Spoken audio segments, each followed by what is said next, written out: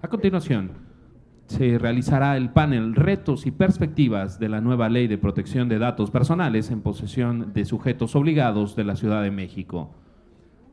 Invitamos a la comisionada ciudadana del InfoDF, Elsa Viviana Peralta Hernández, quien modera este panel, haga uso de la palabra.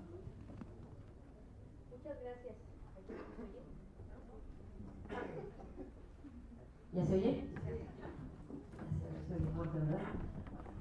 Muchas gracias a todos otra vez, me da mucho gusto verlos, les decía, para mí siempre es muy grato este tipo de eventos, porque nos damos la oportunidad de coincidir, de saludarnos, cuando cotidianamente no nos es posible. Y la verdad es un gusto encontrarnos aquí en esta reunión.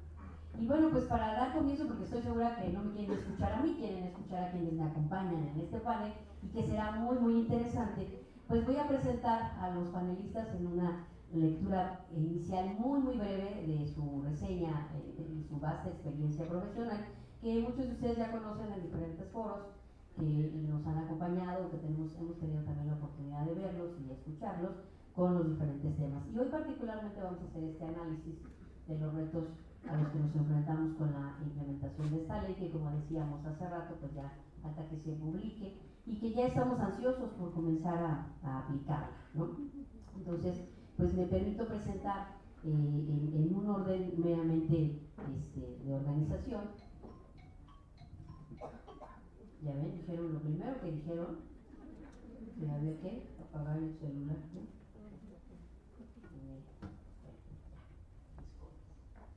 Voy a presentar y me da muchísimo gusto, y también rompiendo un poco el protocolo, porque les decía, quiero que se sientan todos como en casa y que esta plática sea un intercambio de ideas. Presento a mi querida amiga Isabel Davara Fernández de Marcos. Ella es doctora en Derecho y licenciada en Ciencias Económicas y Empresariales por la Universidad Pontificia, comillas, de Madrid. Es abogada practicante en México y en España y experta en el tema de datos personales. Es profesora y coordinadora en posgrado en el ITAM y profesora invitada en diversas instituciones académicas nacionales y extranjeras. Ha participado como conferencista y panelista en más de 300 foros especializados en derecho de las TICs nacionales e en marcos nacionales e internacionales. Es autora y coautora de más de 15 libros y más de 150 artículos y ensayos en la materia a nivel nacional e internacional. Es un gusto, Isabel, porque aun cuando nos encontramos en diferentes foros, siempre escuchamos de ti. De verdad, yo no sé dónde te caben tantas ideas, ¿no? De verdad, muchas ideas novedosas, en serio. Y esta vez será, no creo que sea la excepción. Muchas gracias, Isabel. Enseguida también doy la bienvenida, y les decía exclusivamente en un orden organizacional, a Cédric Laurent, o Laurent, okay. Perdón por el francés, ¿no? Él es cofundador de la Asociación Civil Mexicana, artículo 12, presidente de la Asamblea de Asociados y director ejecutivo del Programa de Protección de Datos Son Tus Datos. Creó el proyecto sin ánimo de lucro Son Tus Datos en el año 2012, el cual se oficializó como artículo 12AC en el año 2015. Ha colaborado directamente por 20 años con más de 10 organizaciones sin ánimo de lucro y organizaciones de la sociedad civil.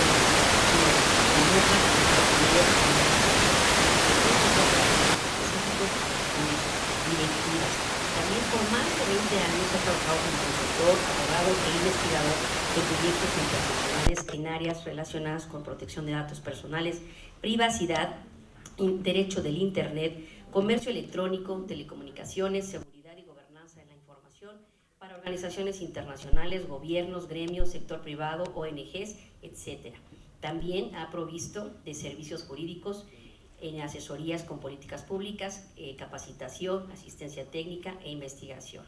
También es dueño de un despacho al respecto y es miembro del Comité Directivo del Consejo Consultivo de la Sociedad de la Información para la Sociedad Civil, de la Organización para la Cooperación y el Desarrollo Económicos para el ejercicio 2017-2019. La Comisión Europea y el Departamento de Comercio de Estados Unidos lo seleccionaron en diciembre de 2017 como uno de los 23 árbitros para resolver casos de conflictos generados en el contexto de la aplicación del Acuerdo del Escudo de Privacidad entre Estados Unidos y la Unión Europea. Y bueno, la fecha que traigo de él también es muy amplia. Gracias, Isabel. estoy segura que, aparte, nos encantaría escuchar todo este currículum, pero nos encantaría más escucharte. Entonces, sí. Y esa es la corta, fíjate. Y como son demasiados datos personales, los obviamos. Muchas gracias, pero bienvenido. Cuenta con una gran experiencia, ya lo escucharán, de verdad es un gusto. Aparte de que es una grata persona también, en lo personal, también tengo el gusto de coincidir con él en algunos ámbitos, y es una excelente persona, sin perjuicio de quienes me acompañan aquí y de todos los que me acompañan allá abajo. También me honro en presentar a otra gran amiga y experta en muchos temas con quien me encanta platicar de todo esto porque nunca nos ponemos de acuerdo, pero sí llegamos a un punto en común. Ella es Claudia López Iglesias, es egresada de la carrera de Informática Administrativa y desde hace 18 años está dedicada a la gestión de recursos de la información. Ocupó el cargo de directora del Sistema Nacional de Archivos en el Archivo General de la Nación. Fue directora de archivos en el Acervo Histórico Diplomático de la Secretaría de Relaciones Exteriores y actualmente se desempeña como asesor senior especializado en gobernanza de la información y compliance corporativo. Ha participado en el desarrollo de 9 disposiciones normativas derivadas de la Ley Federal de Archivos. Entre otras disposiciones destacan el anteproyecto de Ley General de Archivos y los lineamientos para la organización y conservación de los archivos, emitidos recientemente por la Comisión de Archivos del Sistema Nacional de Transparencia y aprobadas por el Consejo del propio sistema. Es co-creadora del software Argio, herramienta para respaldar la gestión de recursos de información mediante el registro de los documentos de archivo soporte papel y electrónico. Intervino en la colaboración de 3 estándares de competencias laborales con la finalidad de coadyuvar en la profesionalización de la labor archivística a través del Consejo Nacional de Normalización y Certificación de Competencias Laborales. También destaca una gran cantidad de actividades en diferentes órganos de gobierno como Tribunales Superiores de Justicia de algunos estados, su participación en el proyecto 100 de la Facultad de Derecho de la UNAM, en sistemas de administración de documentos y archivos, en sistemas automatizados de control de gestión y servicios de enajenación de bienes, etc. Ha trabajado en la integración de soluciones para gobierno digital y en la implementación de sistemas de digitalización y conversión de imágenes a través de herramienta, en los que ha destacado siempre la necesidad del diseño de la privacidad, del tema de la privacidad en el diseño. Cuenta, entre otras, con las certificaciones, una gran cantidad de certificaciones, y particularmente sistemas de almacenamiento masivo, magnético, óptico, etc. Igual, es una amplia experiencia la que nos pusieron aquí, que también nos dijeron que era una síntesis, ¿verdad? Entonces ya se imaginarán el bagaje que ellos traen. Entonces quiero explicarles la dinámica para que podamos rápidamente adelantar y escuchar y tener más tiempo de poder expresar sus ideas. Entonces la dinámica será que contamos, ¿hasta qué horas es la mesa? Hasta la 1, ¿verdad? Entonces contamos, ¿qué les parece si con 15 minutos cada quien? ¿Sí? ¿Sí? 15 minutos de corrido, o puede ser 10 minutos y 5 después, o como ustedes quieran. ¿Sí? ¿Prefieren extenderse? Perfecto. ¿Sí? Para que ustedes sea más dinámico, a mí me gustaría que fueran 10 minutos de exposición y bien vendría una retroalimentación de parte de ustedes y damos otros 5 minutos para cerrar el panel y hacemos esto un poco más dinámico, porque si no luego también estoy segura que no se van a aburrir.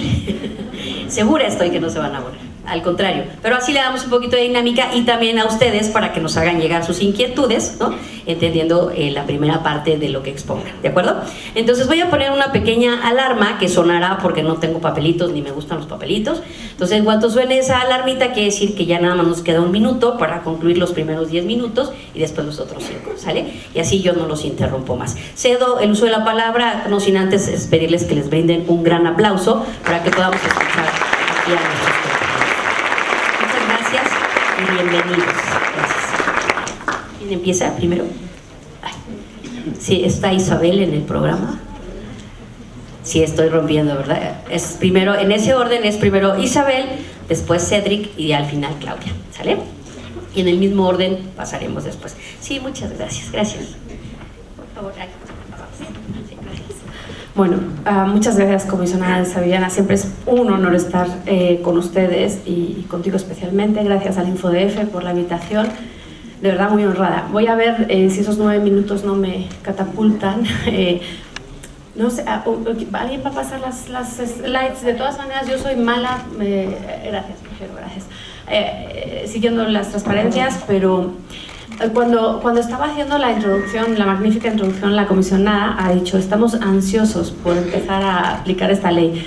Y alguno de ustedes se ha reído de manera nerviosa, ¿no? Y he pensado, claro, pues he pensado, me toca hacerlo a mí, qué miedo, no sé si ansiosos, es lo que estoy nerviosito, ¿no? O sea, sí, puede ser ansioso, pero como me va a tocar el trabajo, qué miedo, ¿no? O sea, si el ansia es miedo y demás.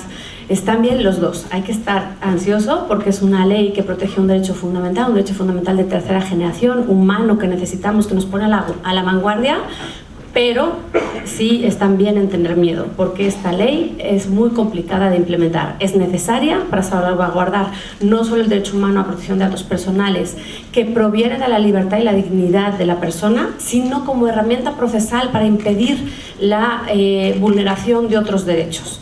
Y esto que a veces puede parecer como cuando se habla de que el derecho a protección de datos personales es una herramienta, puede parecer que lo disminuye, al contrario, es una herramienta tan poderosa que sin este derecho yo les combinaba a que les dieran su expediente clínico, nunca se lo iban a dar. En cambio, con este derecho uno ejerce el derecho de acceso a mi expediente clínico y me da igual que el hospital empiece a decir de quién es la propiedad del expediente clínico, si de la Secretaría de Salud, si del médico, eso me trae sin cuidado. A mí denme una copia de mis datos de una manera portable, por favor, que son míos, esos sí son míos, y ahí ya dejamos de hablar. Entonces, este derecho es, y yo siempre les digo, no soy objetiva porque es lo único que hago en la vida, pero más en los tiempos que vivimos, en las presentaciones también los comisionados lo decían, se convierte, si no de manera cualitativa, en términos cuantitativos, en uno de los derechos humanos más importantes, por lo menos les digo en términos cuantitativos. ¿Cuántas veces al día se tratan nuestros datos personales en el entorno y en la ciudad que vivimos? Porque yo la presentación, que es muy larga y se las dejo aquí, la había enfocado en tres aspectos. Una, para que viéramos la cantidad de tratamientos de datos personales, especialmente en una ciudad como la Ciudad de México, que se honra de tener una estrategia digital, de una ciudad inteligente, y en una ciudad inteligente, ojalá todos los ciudadanos fuéramos inteligentes, pero lo que quiere decir es que los ciudadanos de esa ciudad somos digitales. Inteligente en términos de servicio o trámite público quiere decir que el ciudadano es digital, y el ciudadano digital solo son datos, no hay otra cosa. En el mundo real tenemos identidad física y uno dice, pues voy a proteger mi vida física, sí, qué importante, pero tu vida digital, déjenme contarles así en estos 9 minutos una pequeña anécdota. Por ejemplo, a mi hijo, en un proyecto del colegio, lo que están haciendo, les daban a elegir para enseñarles qué tipo de regímenes había, tenían que crear uno, ¿no? Entonces él y su amigo, que están un poco, bueno, a mí me parece muy interesante mi hijo, pero ustedes pueden opinar de lo que les voy a contar. Bueno, ellos crearon un país digital que se llamaba Arquia, en el que la pena de muerte era que se te olvidaba, se te quitaba la identidad. Les juro que yo no le ayudé, pero claro, probablemente vive conmigo y pues eso, ¿no? Pero imagínense, o sea, cuando la pena de muerte era fantástico, porque el ejército eran virus, ¿no? Como todo era digital y era Arquia, pues el ejército era un virus, ¿no? Un virus informático. Y la pena de muerte era que te quitaban tu identidad, por lo tanto desaparecías. Y tu identidad son datos, ¿no? Entonces, esto es cada vez, que puede parecer ciencia ficción y todas las series que vean en Netflix y tal, en realidad las series son reales. En realidad, porque además si no, los creadores de las series todos serían Julio Verne, y no lo son. Lo que son consultores muy buenos que han pasado por esos casos y cuentan lo que es, por ejemplo, en China llevan un año, han lanzado un proyecto en el que el gobierno chino tiene calificado a cada uno de sus habitantes, y conforme a esa calificación, con un montón de datos, le van a poder dar acceso a trabajo, o sus hijos van a poder ir al colegio. O sea, si el gobierno decidió que tú no eres suficientemente bueno como trabajador, pues tu hijo no puede ir a la escuela. Y así, cada uno tiene una puntuación. Eso es tratamiento de datos personales. Eso que puede parecer, gracias a Dios no vivimos en China, gracias a Dios, aunque no lo crean, no vivimos en Estados Unidos. Cada una de las atrocidades que en la práctica se están cometiendo, persiguiendo a los Dreamers, persiguiendo a la gente que no dejan entrar ¿no? de ciertos países, porque les parece que si eres de un país que a ellos no les gusta, no solo México, no te dejan pasar, ¿no? Eso tiene basar en un tratamiento de datos personales. Entonces, la importancia cuantitativa de este derecho, día a día, hoy, ya no es ciencia ficción, ya no es mañana, es gigantesca. Y la herramienta legal de la que podemos estar súper orgullosos de tener en este país, que nos permite proteger estos datos, y yo sé que van a decir después, porque siempre somos muy cínicos, ¿no? Y yo, que ya soy mucho más chilanga que española, al contrario, ¿no? Uno está agradecido al país que le da todo, ¿no? Y dice, en vez de tanto cinismo de si los servidores públicos no van a cumplir con su trabajo, digamos, tenemos un país que tiene un Estado de Derecho, que la implementación tardará, pero que por lo menos tenemos esa ley que nos permite protegernos. Cuando ya quisieran nuestros vecinos del norte poder decirle al presidente, no entres en mis datos, porque si entras en mis datos, entras en mi vida. Si tienes mis datos, controlas mi vida. Si ustedes han visto las entrevistas de los Dreamers, eso es lo que dicen. No puedo moverme porque tiene toda mi información. Nuestros paisanos están escondidos en las casas porque van a ir a por ellos. ¿Por qué? ¿No? Entonces, ¿por qué esta introducción? Porque hoy en día en Ciudad de México se pueden hacer muchos trámites, muchos servicios, porque además siempre vemos lo que no tenemos, en vez de lo que tenemos, ¿no? Hay muchos trámites y muchos servicios que ya se pueden hacer digitalmente, pero para que se hagan digitalmente, ustedes son datos del otro lado, y las dependencias tienen la obligación, con esta ley general y ahora con la implementación de la ley de protección de datos personales para la Ciudad de México, que está ya a punto de publicarse, de ustedes la obligación de proteger nuestros datos como ciudadanos. Entonces, los que se rieron con miedo tienen razón de estar asustados, porque esta ley es muy complicada, complicada y requiere muchas acciones para tratarlo bien. ¿Pero por qué? Porque ustedes tienen que pensar. ¿Por qué me gusta darles estos ejemplos al principio? Porque cuando uno tiene que implementar la ley y es el que le toca, dicen, hombre, ¿no? Esto está demasiado, esto está exagerado, no puedo ni moverme, ¿no? Ok, empiecen a pensar que ustedes son unos de esos ciudadanos, que a ustedes les tratan mal su información y entonces no lo dejan a su hijo entrar a esa escuela que le corresponde, o a la universidad, o han tratado su dato de orientación sexual y no le dan un trabajo, o han tratado cuando no deben, ¿no? Entonces, empiecen ustedes a pensar como titulares de datos. Yo sé que como servidores públicos les toca un trabajo importante y pesado, pero tienen dos cosas buenas. Una, que no mucha gente sabe de esto, con lo cual van a parecer más listos, ¿no? Y dos, que están haciendo algo que merece la pena, que hace la diferencia, ¿no? Entonces, ¿no? Porque pues dices, bueno, pues es chamba, pero puedo hacer la diferencia, ¿no? Entonces, bueno, hay muchísimos. Por ejemplo, les ponía el ejemplo del expediente clínico. Voy corriendo porque a comisionada no, pero su teléfono me va a cortar pronto. Y les digo, con esta estrategia de gobierno electrónico, que está a nivel nacional, pero en Ciudad de México está más avanzada, y que tiene cosas que hay que mirar con lupa, ¿no? Porque uno dice, yo por ejemplo, cuando la estaban presentando, ¿no? El registro catastral. Yo entiendo que el registro en la teoría jurídica es público, pero cuando hay un interés legítimo. Y el problema, dejen ustedes el interés legítimo, el problema cuando ustedes los ponen en internet con una herramienta de manejo como Google Maps, es que la potencialidad de internet hace que se puedan meter ustedes en mi cocina, cualquiera. Entonces uno dice, cuidado, porque a lo mejor el gobierno no debería hacer eso. El que el registro catastral sea público tiene un interés en que yo pueda ver esa casa de quién es, si quiero comprarla, pero de ahí a que desde mi casa yo pueda ver si ustedes tienen 3 baños o 2, hay una gran diferencia, ¿no? Entonces, hay veces que no pensamos en esto, queriendo avanzar y diciendo, es público, sí, pero nadie te ha dicho que sea público tenga que estar en internet. Hay una diferencia gigantesca, ¿no? Entonces, a veces no nos estamos dando cuenta que está pegando. Y el otro problema, producción de datos, que también es bueno porque les va a dar como mucha chamba. Digo, nadie es indispensable, pero se van a hacer ustedes más importantes, ¿no? O sea, van a querer correrles menos, vaya. El otro problema de protección de datos es que es transversal. No hay nada, ninguna actividad que podamos pensar que no vaya a poder tocar a protección de datos personales.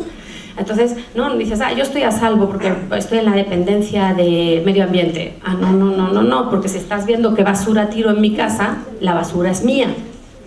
No sé, es un ejemplo, ¿no? Exacto. Entonces, hay muchísimos trámites que están viendo, por eso les poníamos de ejemplos que ya existen, de aplicaciones en Ciudad de México, ¿no? De medio ambiente, de aire, estábamos hablando antes, Cedric y yo, de la ecobici, imagínense la cantidad de datos que van a poder ustedes sacar de ahí, ¿no? Si eso lo unen a que después a alguien se le ocurre vendérselo a una nutrióloga o al que hace, o a una cadena de prendas deportivas, ¿no? Y empiezo yo, hay un montón de casos que en la práctica ya se están dando y que en el mundo y que los estamos viendo, ¿no? Entonces, la identidad digital, como les decía, hoy en día, cuantitativamente hablando, somos mucho más que la identidad física, ¿no? O sea, ¿cuánta gente conocen ustedes? Los 9. Casi no tenemos amigos en el mundo físico, pero en Facebook tenemos 800, ¿no? Y dices, pues creo que no, en el mundo físico te habla tu mamá y gracias, si tienes suerte, porque no a todos, ¿no? Sí, porque no a todos. Y en Facebook son ustedes súper populares, ¿no? Pues cuidado, porque después para contratarte también utilizan esas herramientas, ¿no? Entonces, bueno, tenemos la ley general, voy a ir muy rápido, la armonización, quiero pasarme porque además sé que Cedric va a hablar mucho de la ley, entonces esa parte seguro va a entrar después. Quiero pasarme a la tercera parte, en la que sí, tienen ustedes un montón de chamba. En la iniciativa privada la llevamos sufriendo, si quieren, porque además esto lo pueden ver. En la iniciativa privada lo podemos ver como un gasto o como una inversión. Ustedes lo pueden ver como una obligación o una obligación. No, en la iniciativa privada también como una obligación, porque nos ponen unas multas horribles, pero a ustedes pues son más personales, incluso puede ir peor. Tienen que hacerlo, pero es como, ¿no? Cuando estás haciendo ejercicio, ¿no? Y a mí alguien me dijo, ya estás aquí, ¿no? Ya hazlo, ¿no? Ya estás aquí, ya deja de quejarte y hazlo. Pues eso, ya están aquí, esto es algo bueno, pero es una obligación. Entonces tienen que hacerlo, y hacerlo es muy complicado porque requiere, además no es una cosa de que lo hagan hoy, lo hacen bien y ya me olvido. No, esto les va a acompañar todo el rato. Y además, déjenme decirles, es imposible cumplirlo al 100%. Cerraríamos la dependencia, cerraríamos la empresa. Pero que no lo cumplan al 100% no quiere decir que lo cumplan al 90%. ¿No? O sea, digamos, entonces, que hay un programa de acciones ¿no? O sea, pues por supuesto, lo primero es el flujo de vida de los datos. Sin el flujo de vida de los datos, que los ingenieros conocen perfectamente, es imposible que pongan ustedes los avisos de privacidad, los contratos con terceros. Si yo no sé dónde empezó el tratamiento, qué categorías de datos, y a esas categorías de datos ir empezando y pasarle todos los principios, se pasa todo el tamiz, o sea, lo que se llama una evaluación de impacto a la privacidad, que lo exige la ley pública. Si yo no hago eso, ya no pueden ni empezar. Y esto es en una primera fase, primero me acerco a ver qué tengo, pero después lo voy a tener que ir monitoreando, gracias. Después lo voy a tener que ir monitoreando y después cada año o cada cierto tiempo, no se fija, voy a tener que ir auditando, porque esto cambia. Pero el punto es, cada dato que quieran ustedes tratar en cada tratamiento tiene que pasar el tamiz de los principios. Les voy a poner un ejemplo muy breve y ya dejo a mis compañeros. Cada vez que yo renovaba antes mi FME, me preguntaban por mi religión. ¿Por qué pasaba eso? Porque alguien había pasado el formato de máquina de escribir a computadora y ni se había preguntado más. Primero, era ilícito de todo tipo preguntarme por mi religión. Segundo, era una tontería, porque ¿cómo iban a probar qué tipo de religión tenía yo, si es que tenía? Tercero, en caso de que hubiera sido lícito, que no lo era, porque ¿para qué en cuanto a la finalidad? Las medidas de seguridad que hubieran tenido que poner la Secretaría de Relaciones Exteriores lo hubieran multiplicado, ¿no? Por pedir un dato que no pueden pedir y que para qué quiere, que la calidad no la puedo ni asegurar, pero es porque no hemos hecho este ejercicio de limpiar lo que pedimos en cada uno de los formatos, trámites. Dicen ustedes, ay, ¿cuánto trabajo? Sí, ¿cuánto trabajo? Pero no les queda de otra, van a parecer más listos y es por el bien común. Entonces, una vez que uno ha hecho el tratamiento, ver el flujo de los datos, tiene que pasar a ver los avisos de privacidad, ¿no? Y ver en cada tratamiento qué aviso de privacidad tengo que dar y ver si necesito el consentimiento o no, porque, a ver, para pagar mis impuestos no necesitan el consentimiento porque nadie se lo daríamos. Entonces, pero sí infórmenme de qué están haciendo con mis datos. Y uno no, porque luego los abogados somos, ay no, se pone consentimiento para que se refuerce más. No se refuerza, se hace mal la cláusula. Porque si yo digo que necesitas el consentimiento, entonces es revocable y luego tengo que probar el consentimiento. No. Y solo que te informo de lo que estoy haciendo. ¿no? Bueno, después tenemos que empezar a ver qué tienen ustedes con proveedores. ¿A quiénes les dan accesos en cada dependencia a esos datos? Y regular esas actividades. Después, fortalecer la figura del responsable del departamento, del comité que vaya a llevar ese control de todas las acciones. Hacer un documento de seguridad en función de la categoría de los datos, ¿no? Que dices, bueno, pues no es lo mismo tratar un dato de dirección que un dato de orientación sexual. Que puede ser tratable un dato de orientación sexual, por muchas razones, ¿no? O de salud, o de cualquier dato que se considere sensible, ¿no? Después decir, bueno, ahora vamos a ver cómo atendemos los derechos de los arcos de los ciudadanos, vamos, y no solo arco, el de portabilidad, pero vamos a hacer un procedimiento estandarizado, porque si no, cada quien se va a volver loco, no vamos a acreditar la identidad, entonces le voy a dar los datos de la esposa de Cedric a Cedric, o al revés, y entonces ya vamos a acabar fatal, ¿no? Entonces, sí hizo mucho trabajo, y esto mantenerlo en el tiempo.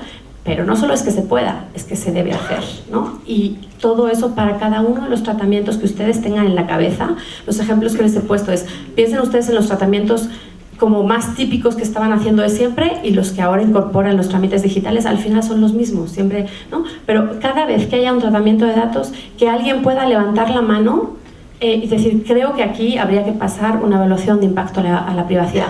Y no pretendan hacerlo solos, porque el trabajo es monumental. Ya sea haciendo un equipo muy fuerte dentro, ya sea buscando terceros fuera, no pretendan hacerlo solos, porque esto empieza, continúa, y es, les digo, cumplirlos casi imposible, yo les diría que imposible, pero por lo menos empezar a organizar el changarrito, ¿no? Bueno, gracias, sé que me pasé mucho, pero muchas gracias, a sus órdenes. Ya. Muchas gracias. No, te tomaste tus otros 5 minutos, pero está bien, vamos a ir graduando el tiempo. No te preocupes, lo importante es lo que expresas, lo que nos dices y lo que nos hace reflexionar. El tiempo no es relevante, aunque sé que tenemos que ajustarnos, pero estoy segura que lo que tú nos aportas nos deja pensando. Y cuando dijiste lo de la muerte, el que alguien deje de existir, sí, es una impresión. Pero recuerden, ¿ya vieron la película de Coco? ¿Cómo mueren los muertos? Con el olvido. Cuando los olvidan, ¿no? ¿Sí? O sea, la persona realmente muere, se pierde, ¿no? Cuando se le olvida, cuando desaparece. Exactamente. Le hiciste jurar que iba a poner su foto, dice. Cierto. Es bueno, hay que poner a los hijos, a ver, fírmame aquí. Muy bien, con un aviso de privacidad, perfecto. No, de verdad, hay que reflexionar sobre estos temas. Estamos en un contexto en el que es muy importante esta circunstancia. Realmente las personas, es una muerte más dolorosa, ¿no? Que alguien desaparezca por completo, que deje de existir, no físicamente, sino en un entorno de datos. Pero además también es muy importante que siga existiendo en ese entorno de datos, pero con una responsabilidad y un cuidado adecuado, ¿no? Con una legislación que realmente regule este tema, protegiendo los derechos de las personas. Y bueno, pues cedo el uso de la voz ahora, porque si no yo me sigo a Cedric. Muchas gracias, Cedric. Esta mesa sigue predominando el género femenino, ¿no? Pero bueno, pues aquí tenemos un hombre, aparte de guapo, ¿no? Se ve guapísimo, se lo tengo que decir, ¿no? Siempre se lo he dicho, muy Sí, y no es acoso, por aquello del tema del acoso, que también está, no, por favor, ¿no? Sí, esto es para despertarnos un poquito. Pero aparte es muy inteligente y sabe mucho de todo este tema, y bueno, pues la verdad es que allá hasta me puse roja yo, ya ves, bueno. Adelante, Cedric. Y yo más rojo. Gracias.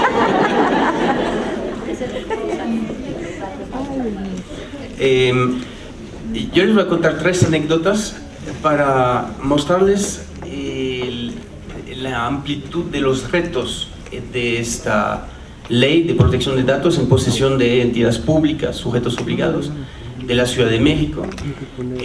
Cuando entré aquí a México, tuve obviamente que obtener una tarjeta migratoria de residencia temporal, y ahí me percaté de un problema. Tenía 6 nombres y un apellido, en vez de 2 nombres y 2 apellidos, lo que es más común aquí en México, y no tenían espacios en los campos. Entonces cortaron mi último nombre con un ma en vez de Mauricio. Pero en mi pasaporte venía el nombre completo. En otro pasaporte con iniciales de los últimos 5 nombres. En el nuevo pasaporte, la embajada belga puso los 2 primeros nombres y la inicial del tercer nombre, nada después. Y cuando traté de hacer algunos trámites con entidades públicas, con bancos, veía una diferencia entre mis nombres con el MA al final, del INEM, el Instituto Nacional de Inmigración, y con mi pasaporte antiguo y con mi nuevo pasaporte.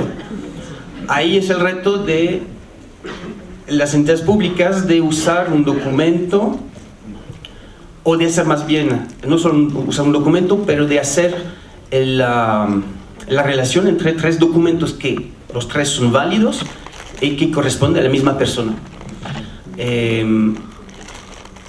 Otro problema que tuve con el Instituto Nacional de Inmigración es que en algún momento un trámite que iba a durar 2 días tomó 3-4 meses. Y siempre me decían, hay un problema en la base de datos, es el departamento de cómputo. O sea, yo regresaba como cada mes ahí, y al final fui a la jefa del departamento, que me dijo que después de revisar el problema, una semana después, me dijo que el nombre se habían equivocado, habían puesto un J en vez de un I en mi nombre porque se habían confundido con un acento.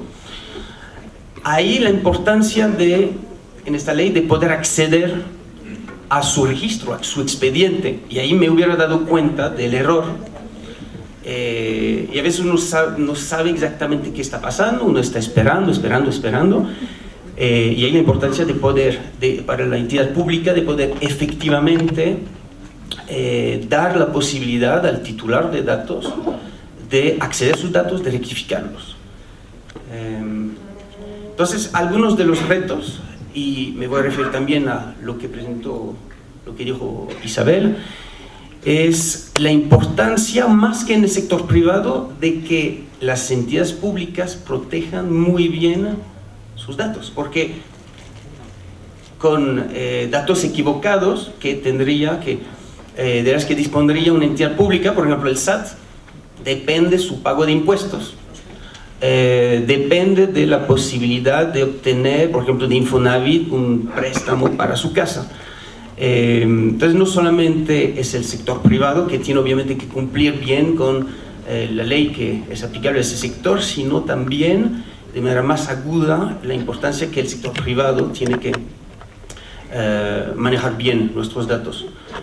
También todo el problema de las transferencias de datos entre el sector privado y público, o público y privado.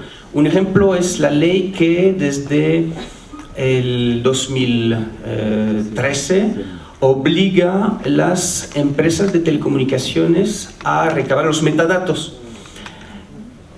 Obligación del Estado para, en algunos casos de secuestro, de crímenes, poder obtener esa información de las empresas de telecomunicaciones. Pero las empresas de telecomunicación no pueden dar esos datos a cualquier entidad privada. Normalmente se limita a la PGR, las procuradorías de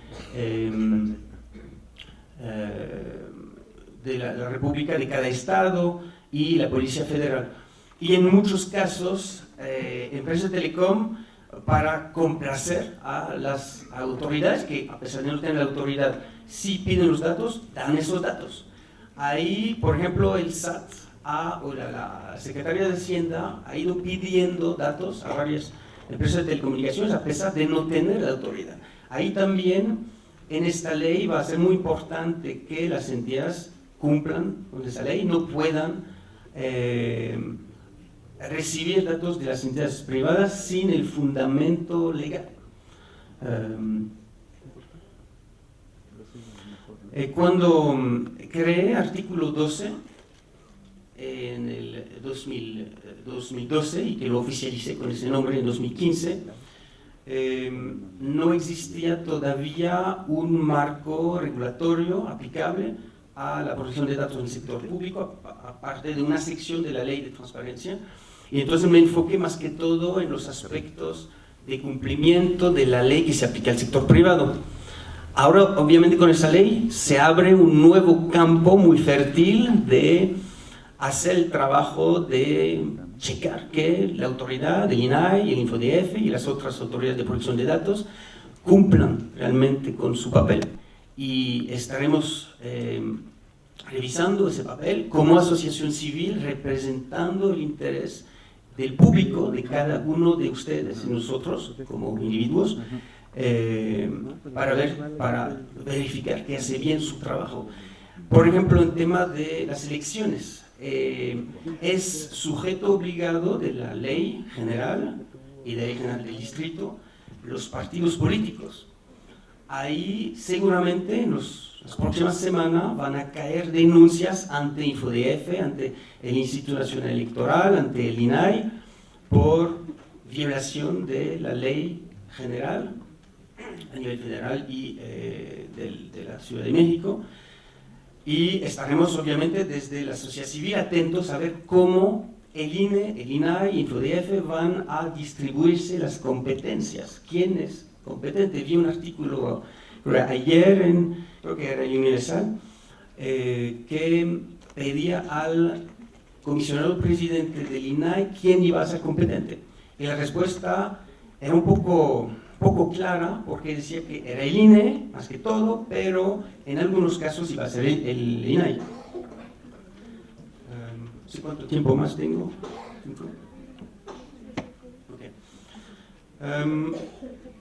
Voy a entrar en unos detalles de la ley como tal. Por ejemplo, el principio de finalidad, artículo 9, sección 4. Ahí dice que los datos personales con fines de archivo de interés público, investigación científica, histórica o estadísticos no se considerarán incompatibles con la finalidad inicial. O sea que si una entidad pública, el IMSS, por ejemplo, recaba datos médicos sobre nosotros, podría transferirlos a entidades privadas o públicas de investigación que quieren hacer una investigación científica. En el caso de investigación histórica, científica o estadísticos, no es necesario que se disocien los datos. Entonces, si son datos disociados, no son datos personales. Entonces no se aplica la ley. Pero en el caso de, creo que había visto, para finalidades de estudios médicos, ahí no se prevé que va a ser necesaria la disociación, ni el consentimiento previo y expreso del titular. Ahí es un problema, porque nuestros datos médicos podrían quedar asociados a nosotros y ser usados por científicos para estudios médicos. Ahí veo un problema muy importante.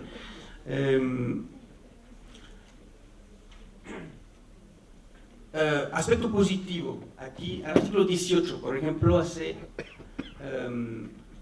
prevé una obligación para los sujetos obligados de documentar y prever los mecanismos adecuados para que de manera efectiva se cumpla con la ley.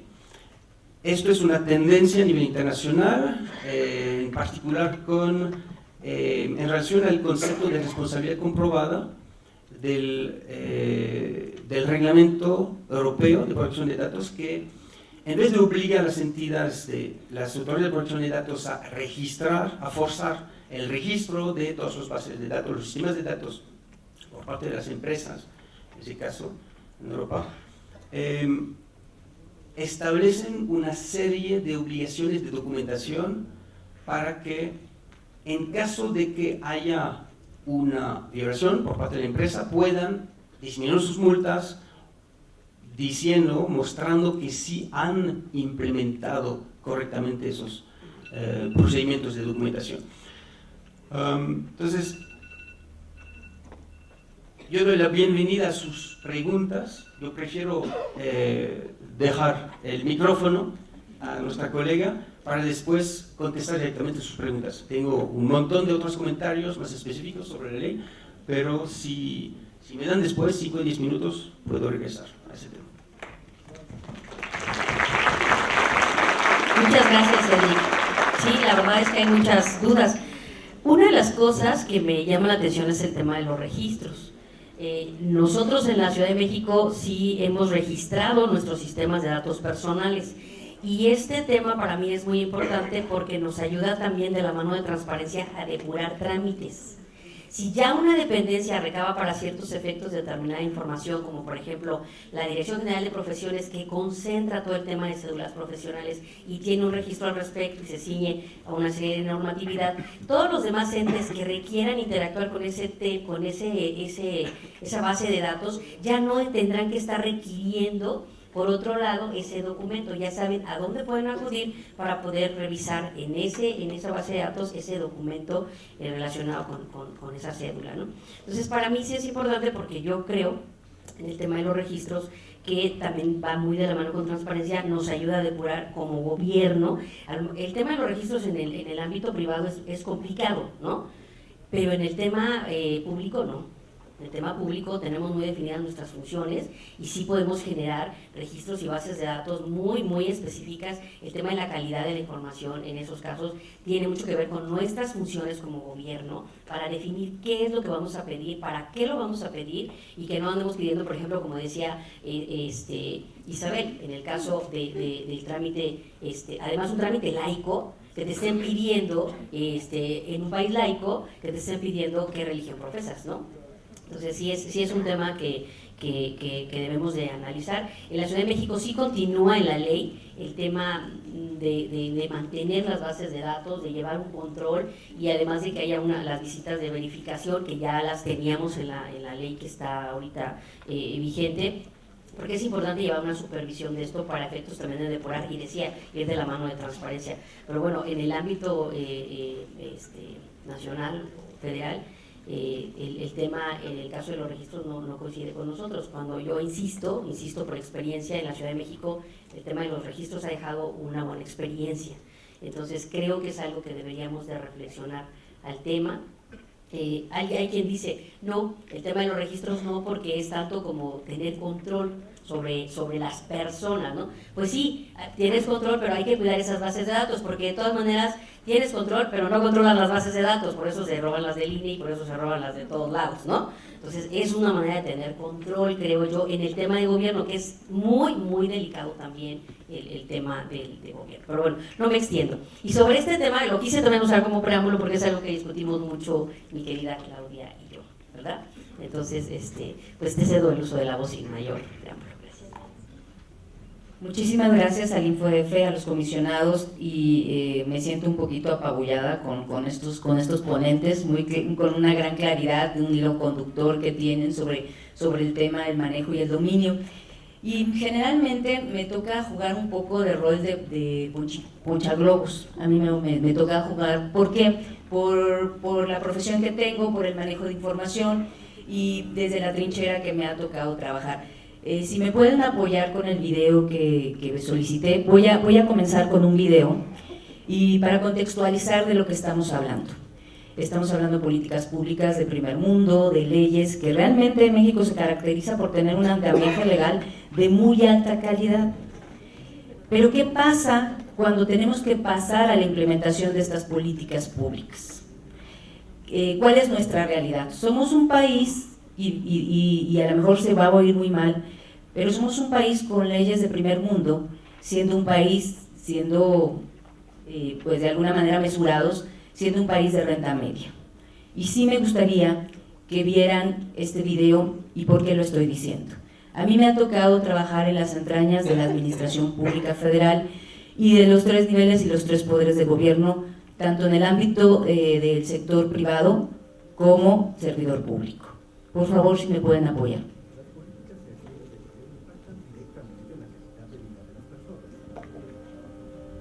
El gobierno de México se moderniza día con día de una manera eficiente y busca estar cerca de los ciudadanos para ofrecerles servicios de calidad, simplificando trámites administrativos y sobre todo rindiéndoles cuentas de manera clara. Para conseguirlo, las políticas y programas gubernamentales se orientan a optimizar el uso transparente de los recursos públicos con el apoyo de las nuevas tecnologías de la información y comunicación. Los retos son enormes. ¿Tu dependencia está preparada para responder a las demandas de información de instituciones, organismos o algún ciudadano?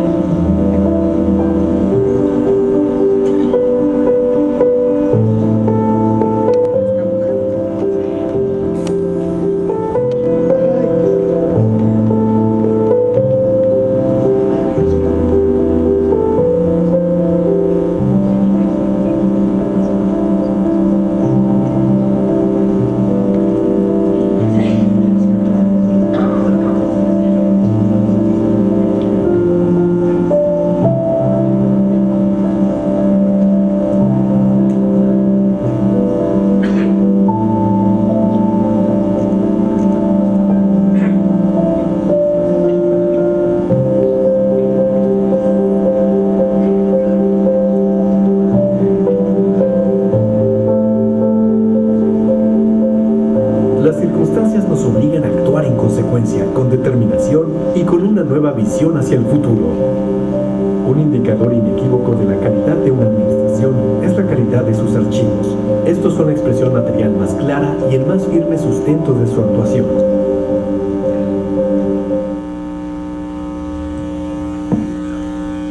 Yo creo que necesitamos un espacio para recuperarnos de estas imágenes. Dicen que una imagen vale más que 1000 palabras. Estoy trabajando en un programa con diferentes instituciones desde el ámbito de mi consultoría y no es anuncio, pero dice buen gobierno en el marco de una estrategia de integridad pública.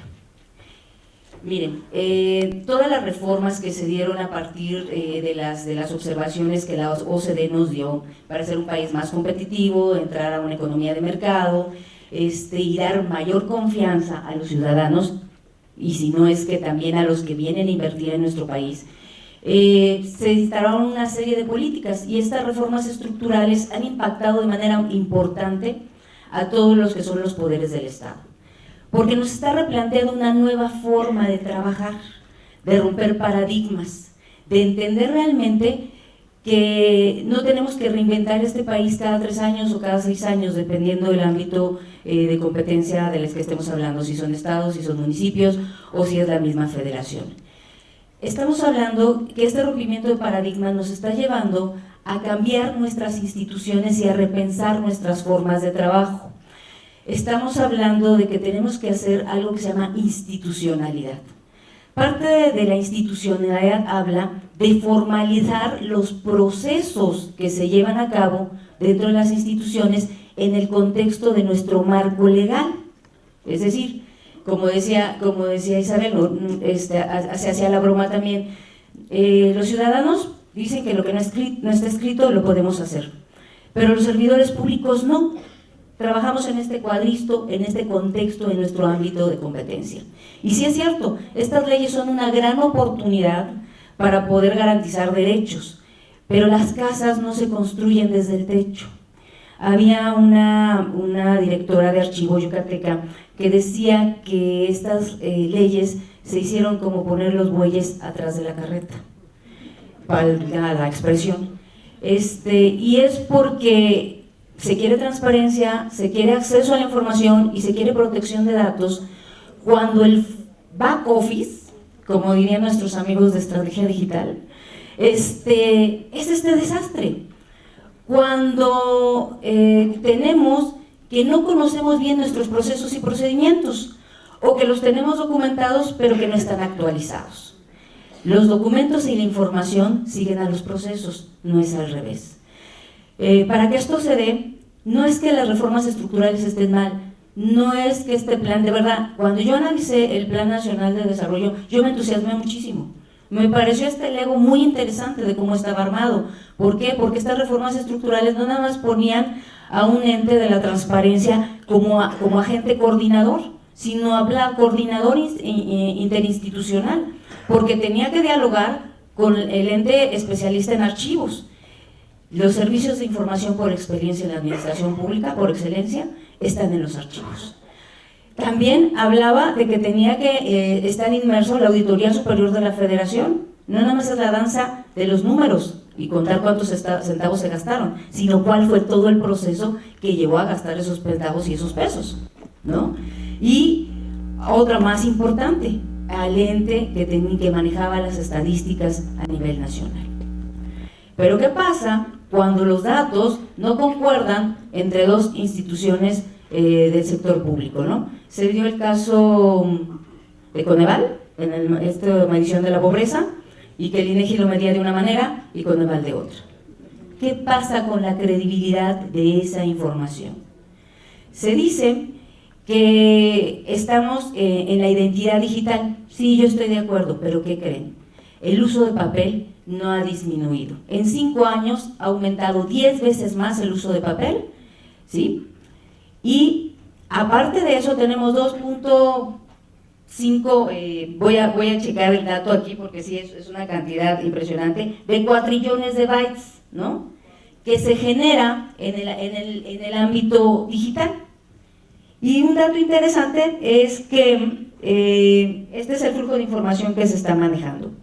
Para 2020 se espera que esto va a crecer 6 veces. Pero aquí hay un dato muy interesante. Se dice que de la información que existe, el 60% la generan los ciudadanos con sus hábitos de consumo, ¿no? Lo que decías, de bienes y servicios. Y que el 70% de esta información, el retenedor y poseedor, es el gobierno, ¿sí? Es el Estado. Bueno, pues el dato interesante aquí es que solo el 22% de esta información que se encuentra están organizados.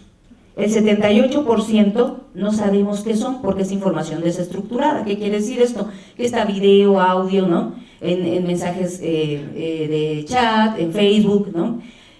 Pero que pueden ser monitoreados y que pueden ser explotados. ¿Pero qué creen?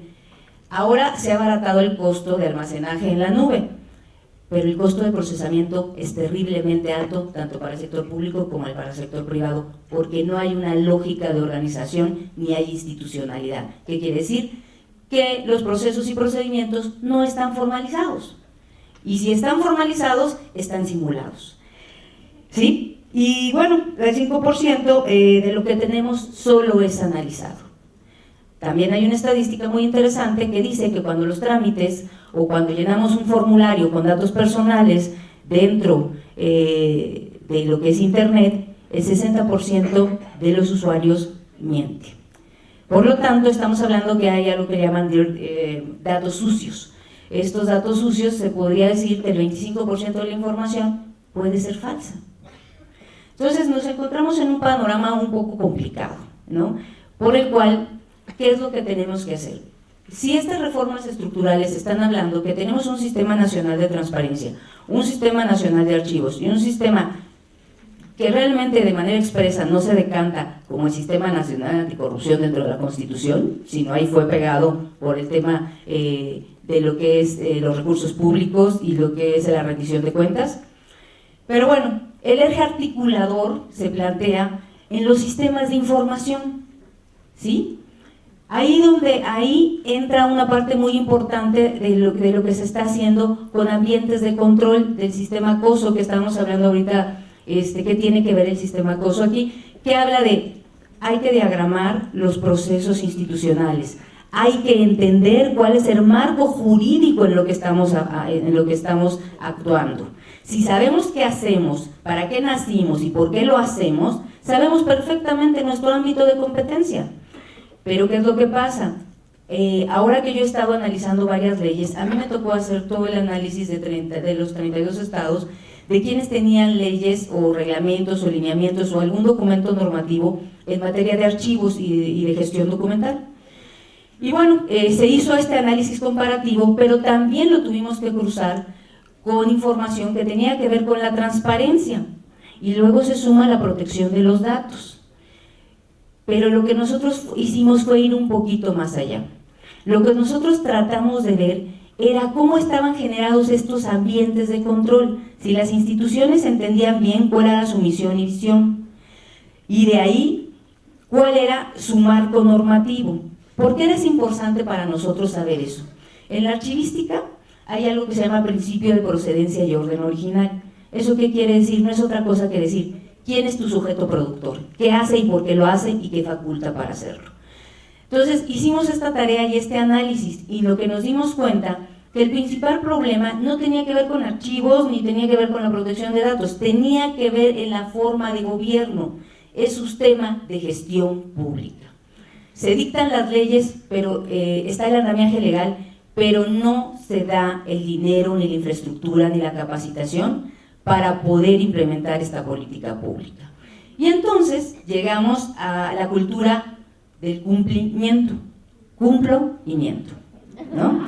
Si ustedes se meten a ver las páginas, ahorita, a mí una cosa que me gusta mucho de la Ciudad de México, es que tienen esos procesos de verificación. Yo en pocos estados he visto eso.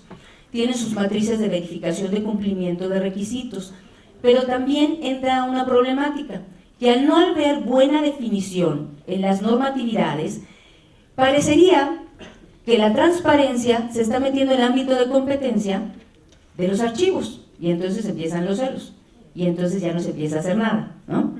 Porque el que debería de estar haciendo, no lo está haciendo. ¿Por qué? Porque tampoco tiene la facultad y tiene la economía. Y es un poco también a lo que quiero enfocar esto. Hacemos leyes y lo primero que te dicen es, pero que no impacte el presupuesto. No, mijo, pues entonces, ¿cómo lo vamos a hacer, no?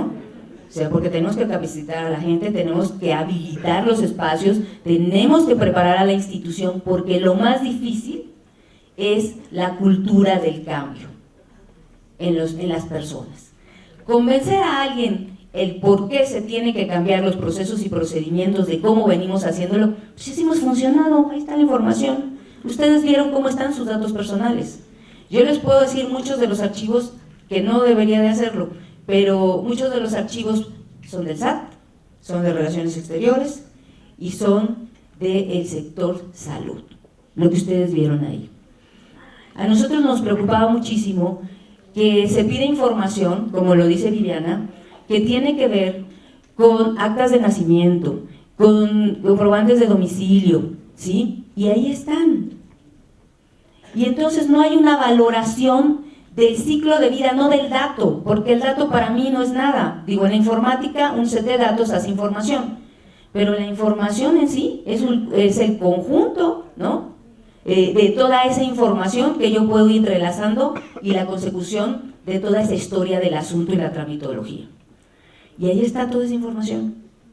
¿Y cuántos de estos realmente, de todos estos trámites, tienen un back office eficiente? Es decir, tienen bien mapeado su proceso, bien identificados quién tiene la información. Y bien, eso que tú dices es muy cierto. Podría ser de un estado totalitario, pero los estados totalitarios tienen un gran manejo de información y no hay redundancia en el sentido de que me estás pidiendo cada rato lo mismo, ¿no? ¿Cuál es el riesgo? O sea, ¿cuáles son los riesgos? Bueno, que hay mayor control sobre ti. Igual lo hay.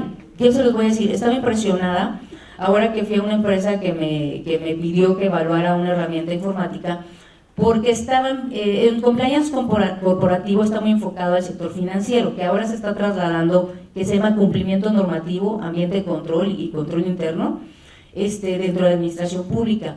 Y lo que estaba viendo es qué cantidad de información recopilan de LinkedIn, de Twitter y de Facebook, para la investigación de crédito, y para contratación de personal. Entonces, aquí lo que se propone, y lo que yo invito a los señores legisladores y a la ciudadanía, es a tomar conciencia de eso, de que primero tenemos que hablar de la formalización de los sistemas de información, ¿sí?, en un ámbito constitucional, que esté documentado, que esté actualizado, ¿sí?, y que también se prepare a los funcionarios públicos como agentes del cambio para ir promoviendo esto. No hay conciencia, pero la conciencia no es de los operativos, es de los mandos altos. Desde ahí es donde nosotros empezamos a trabajar. Miren, nosotros en 2014, desde el Archivo General de la Nación, cuando estábamos preparándonos para hacer esta ley general y la ley de transparencia, la ley general, hicimos un censo con 12.600 sujetos obligados. Nos vimos muy optimistas, la verdad, fuimos muy optimistas, no medimos el impacto. Pero solo el 7% de estos 12.000 sujetos obligados que marcaba la reforma constitucional nos respondieron el 7%.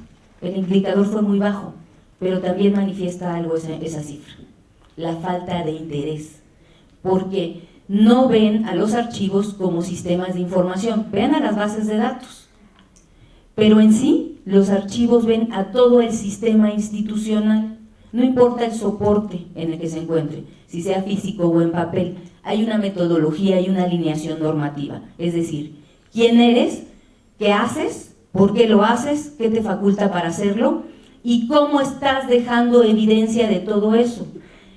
¿Qué controles tienes de la información? ¿Quiénes intervienen en la generación de esa información? Pero ¿quién es el único que debe de cuidarla? Si quieres aquí le paro y ya.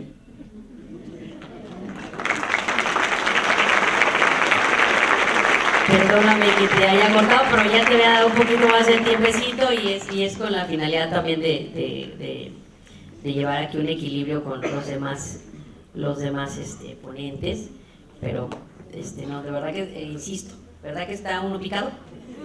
Muy bien. Bueno, esta sería la primera parte de nuestra ronda, ¿no? de exposiciones.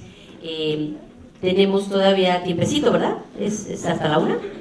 Ajá, ok, perfecto.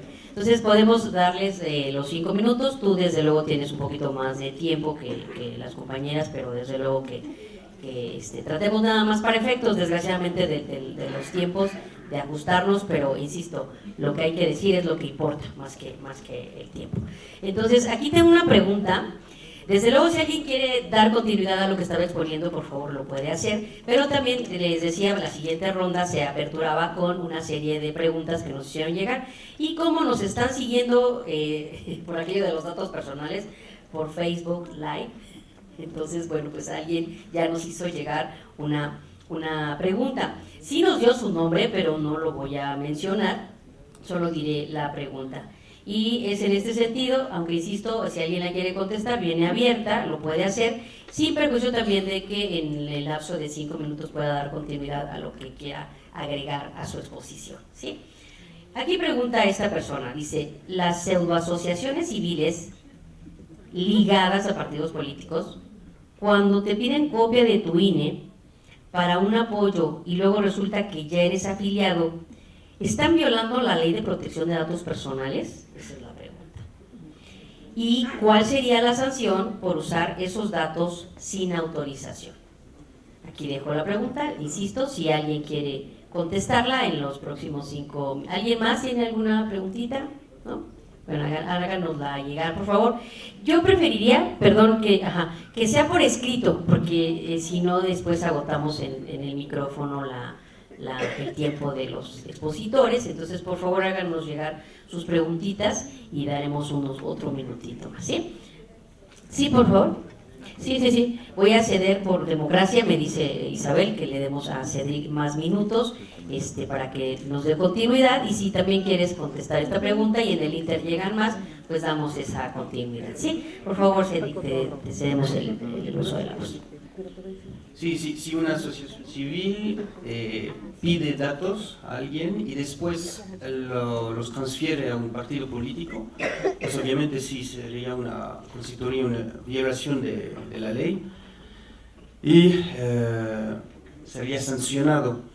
Ahora, el problema sería, como lo mencionaba antes, ¿qué entidad sería responsable? Si es una asociación civil ubicada o establecida en la Ciudad de México, sería el InfoDF, que podría conocer de la denuncia, sería el INE, y si el partido político tiene residencia en otro estado, sería el INAI. Yo lo pregunto, no lo sé.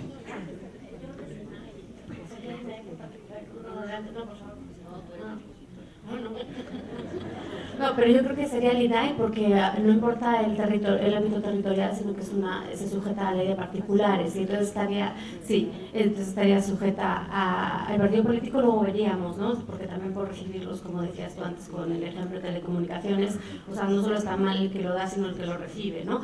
Pero tendríamos que ver ahí el ámbito territorial del partido político, pero para la asociación civil estaría sujeto a la ley de particulares, sería el INAI a nivel federal y la multa, en este caso, si lo consideran datos sensible, pero como se lo estaban dando per partido, probablemente como sería sensible, se duplicaría y estaría debería estar en torno a los $2 millones, por hablar en dólares, $2 millones.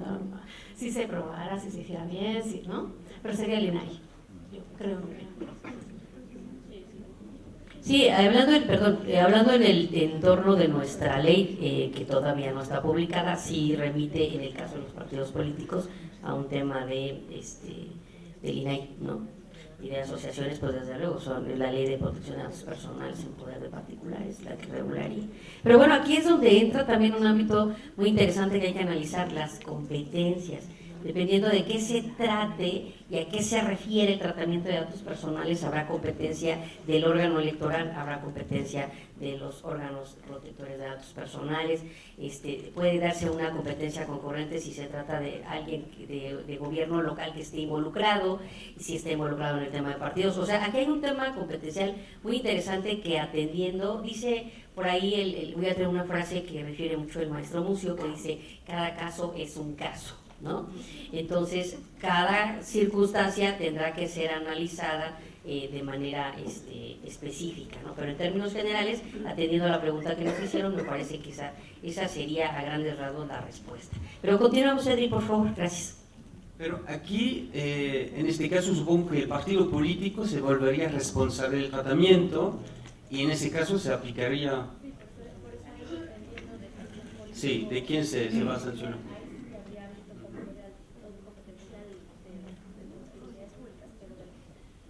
Sí. La asociación civil, o sea, por eso te decía el ejemplo que ponías de telecomunicaciones, tanto de la empresa de telecomunicaciones que lo da siempre va a ser el INAI porque es una empresa, pero de la dependencia que lo recibiera en su caso, que también es responsabilidad si no puedes recibirlo, dependería del ámbito territorial, si es federal o si es local, ¿no? Sí. Dentro de la misma ley de datos donde dice cómo obtienes esos datos, ¿no? Si es de manera lícita o de manera ilícita. Y entonces habría que ver cuál es el procedimiento mediante el cual les hacen entrega de esa información. En el caso de InfoDF, yo haría una pregunta más bien a Elsa Viviana. ¿Cuándo en el futuro va a llegar una denuncia de un ciudadano cuyos datos han sido abusados, utilizados de manera abusiva por un partido político que hace campaña electoral en la Ciudad de México? ¿Qué sería el papel ahí de InfoDF?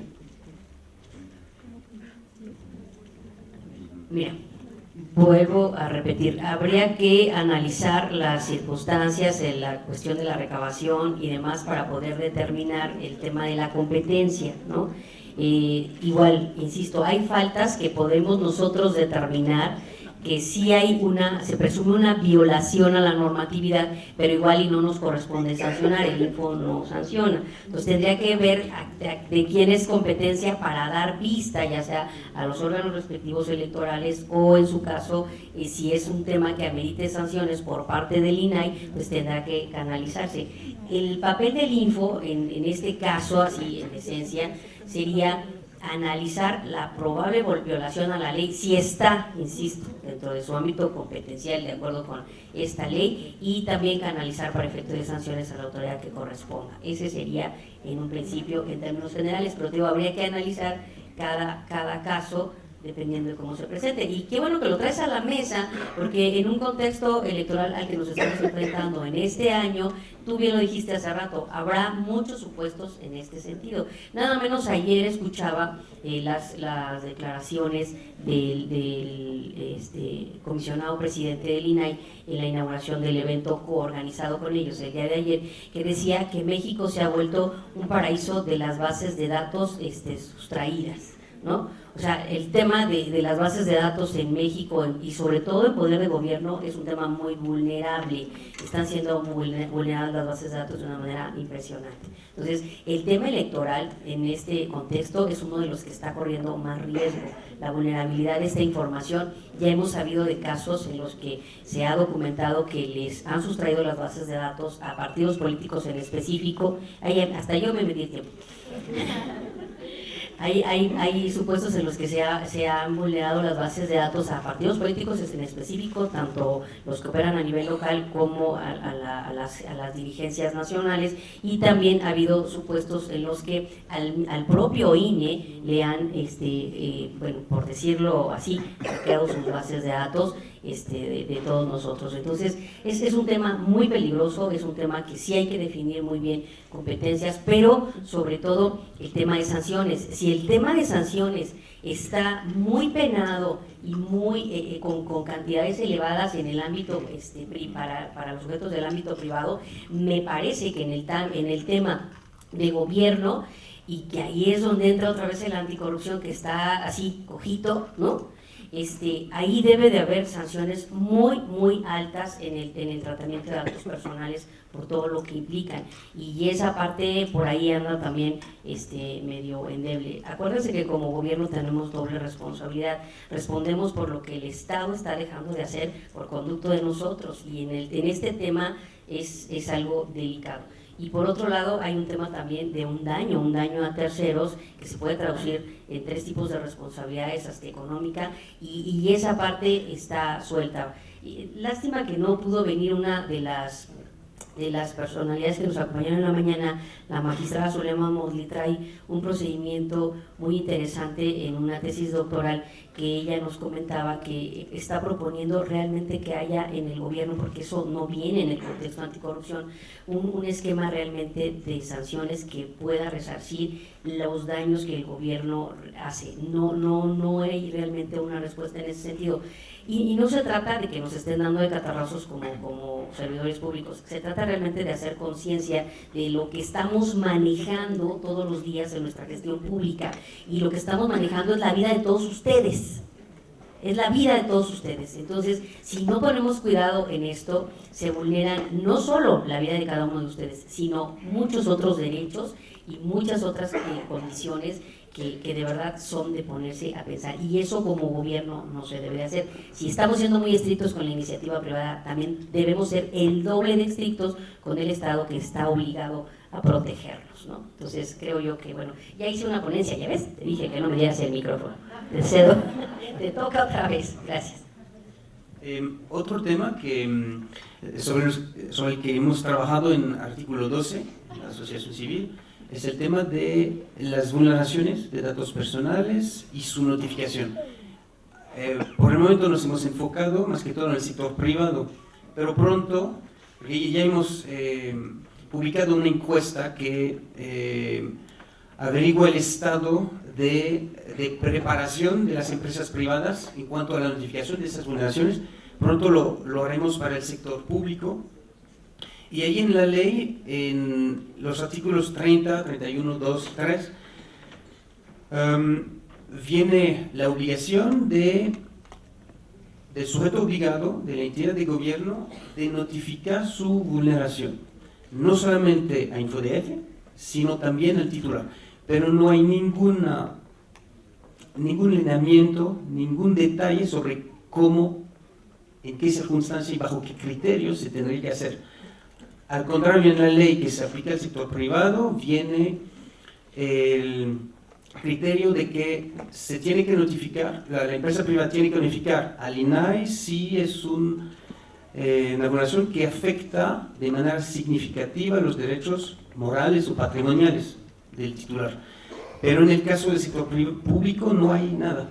Entonces, creo que ahí hay una posibilidad para el Sistema Nacional de Transparencia, el INAI, InfoDF y otras autoridades de protección de datos, de establecer lineamientos que explican a cada entidad pública sobre la cual es competente, en qué circunstancias tendría que notificar esas vulneraciones.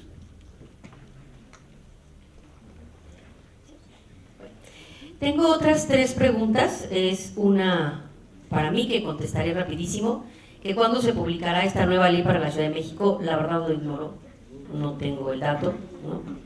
Yo espero que pronto, ¿no? Y parte de realizar estos foros es poner en evidencia para todos aquellos que toman las decisiones de la urgente necesidad de que esto ya se publique, de que se revise y de que se implemente. Si hay algo que corregir, que se corrija, pero que ya salga. Es peor estar sin ley. Podemos tener una ley defectuosa que sobre la marcha se corrija, pero si estar sin ley está peor. Entonces podemos empezar ya a trabajar con este esquema, que afortunadamente en la Ciudad de México tenemos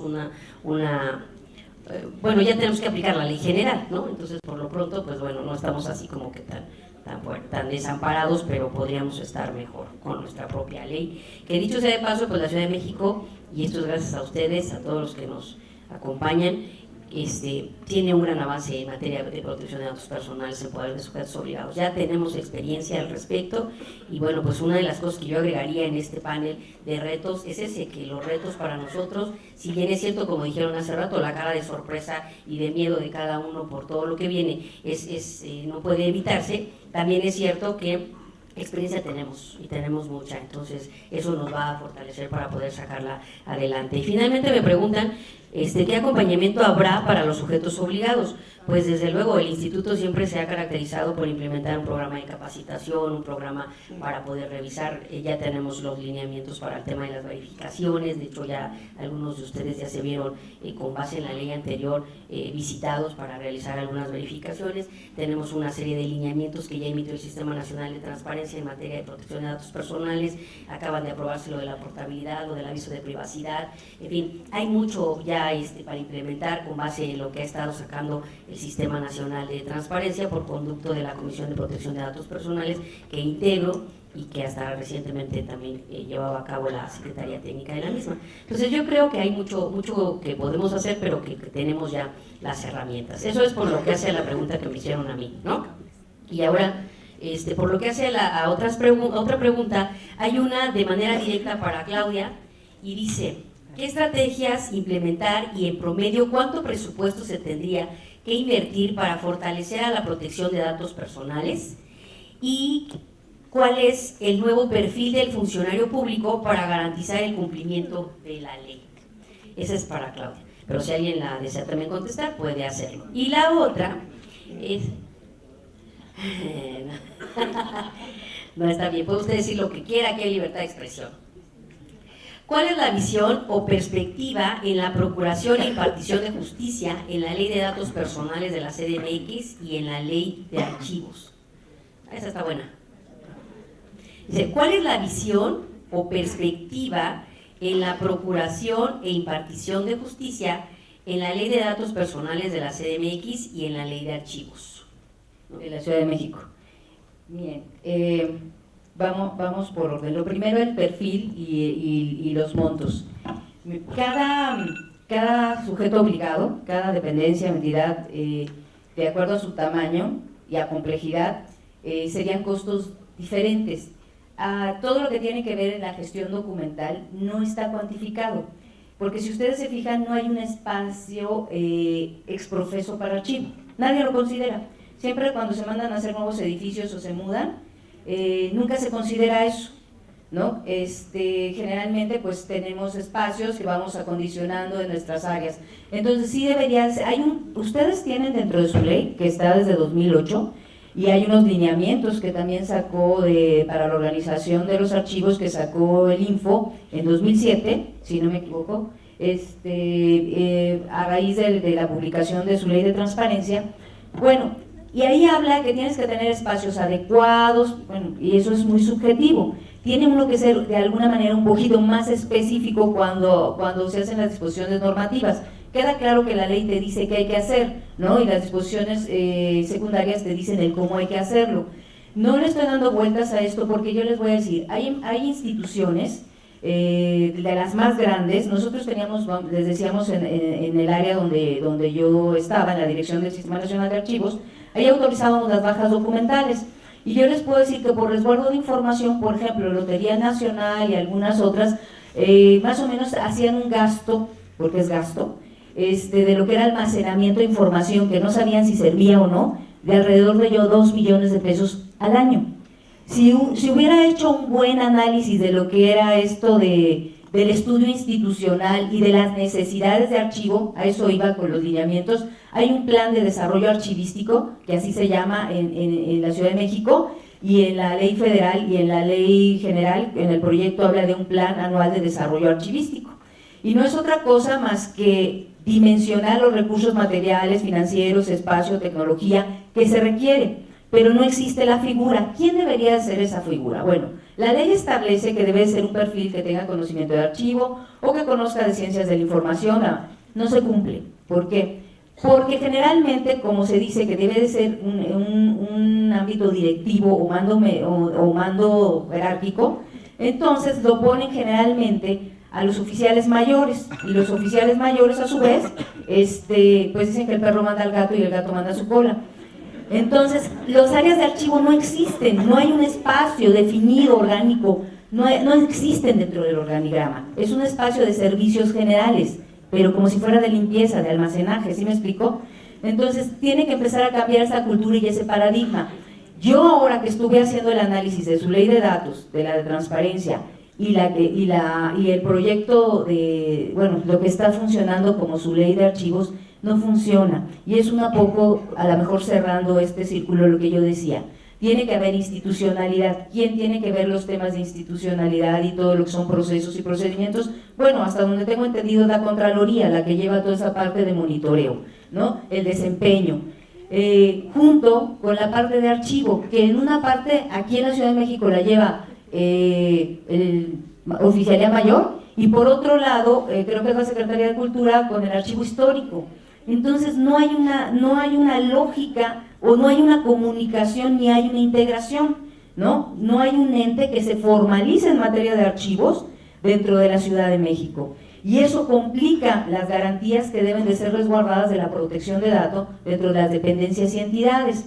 Y aquí también hay un rol importante que hay que destacar, que dentro de esta ley de datos y dentro de esta ley de archivos, los ciudadanos y los poderes públicos nos volvemos corresponsables. La información que yo otorgo, que debe ser veraz, que debe tener todos los requisitos que deben de ser, y cómo se resguarda por parte del gobierno esa información. El costo, realmente, si se pusiera a hacer un análisis, nos iríamos de espaldas. Tendríamos que hacer un corte de caja del momento que salen estas leyes y empezar a trabajar en cuáles son los presupuestos que se requieren para adecuar espacios, para preparar personal calificado. Tiene principalmente el perfil es que conozca de administración pública, que conozca de su marco legal, que sepa qué es lo que hace la institución.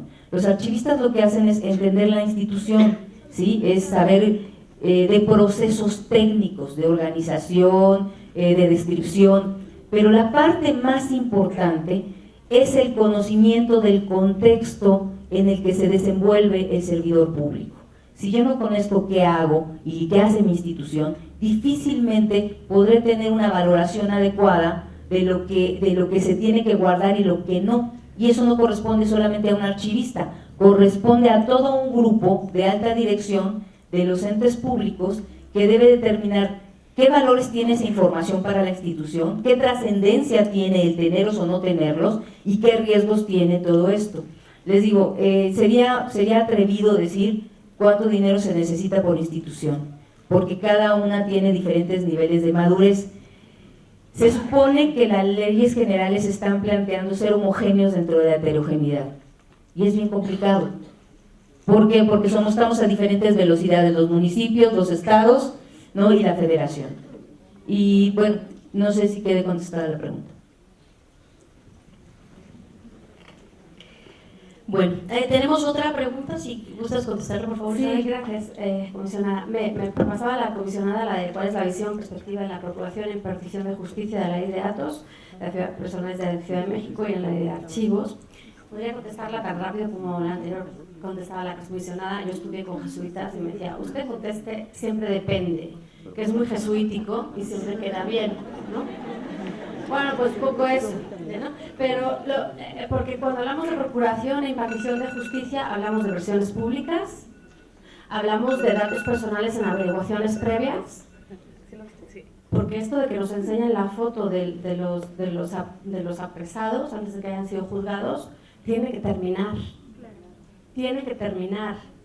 A todos nos puede gustar, o sea, gustar en el sentido de que agarran a los malos, ni siquiera sabemos si son los malos, ¿no? Para eso estamos en un Estado de Derechos en que se divide el que lo atrapa y el que lo juzga, ¿no? Pero nos los enseñan antes de que sean juzgados, y ahí queda la información para siempre en las redes sociales, ¿no? O en internet, no solo en las redes sociales, ¿no?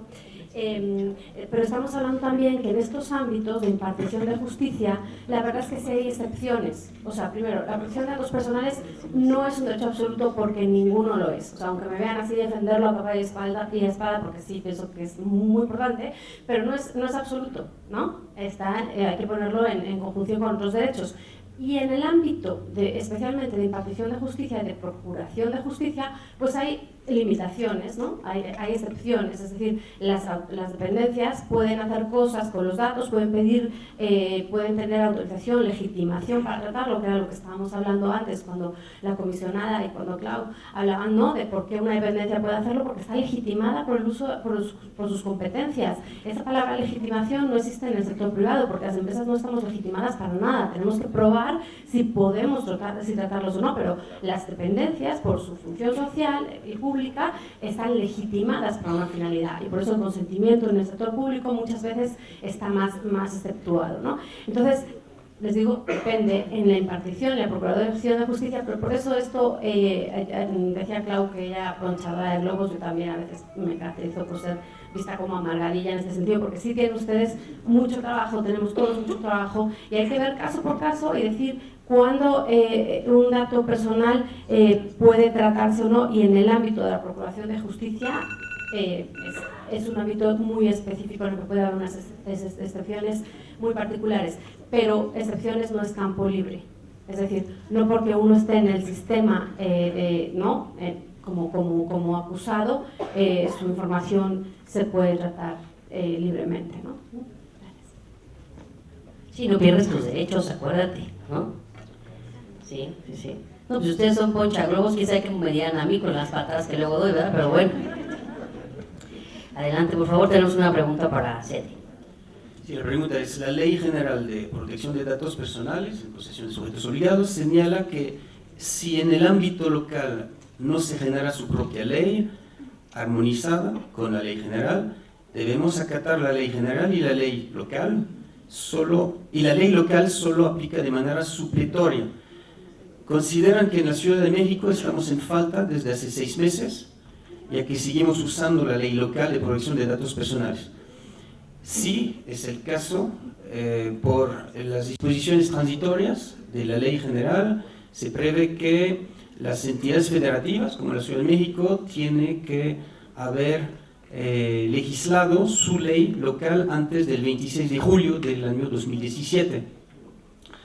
Y de no ser el caso, dice la ley, resultará aplicable de manera directa la ley general, con la posibilidad de seguir aplicando de manera supletoria las leyes preexistentes en todo aquello que no se oponga a la misma.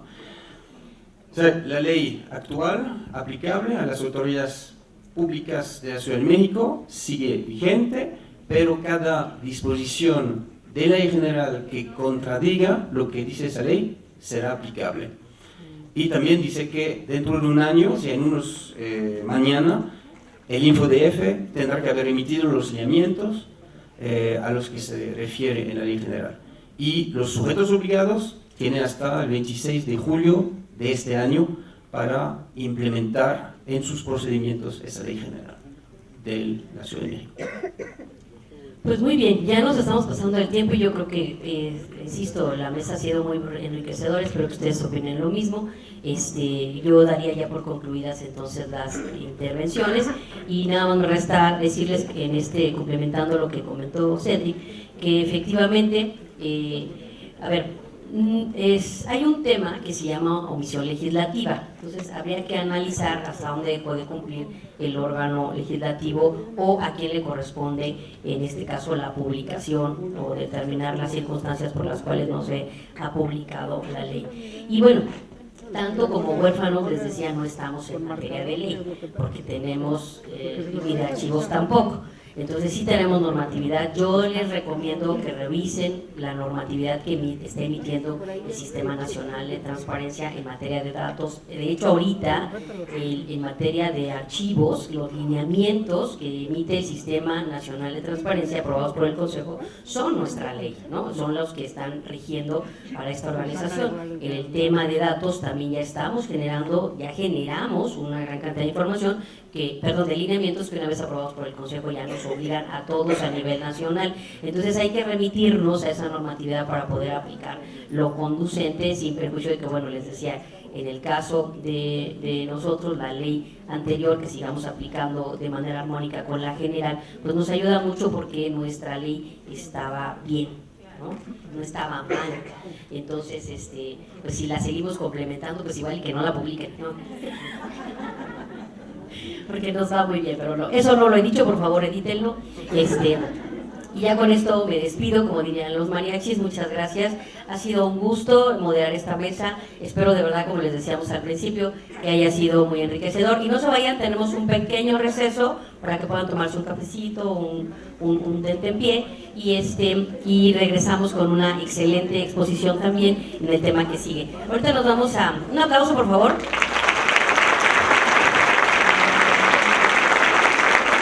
Voy a hacer entrega para nuestros panelistas de sus constancias, por favor. ¿De quién es? De Claudia. Para Claudia López, por favor. Muchas gracias, Claudia. Un aplauso. Gracias. Para Cedric. Muchas gracias, Cedric.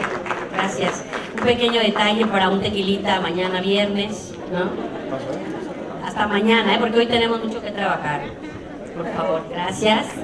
Y para Isabel. Isabel, muchas gracias. Gracias. Y para ustedes, muchas gracias. Buena mañana. Seguimos, gracias. Invitamos a los panelistas a tomarse la foto oficial. Estás haciendo tráfico.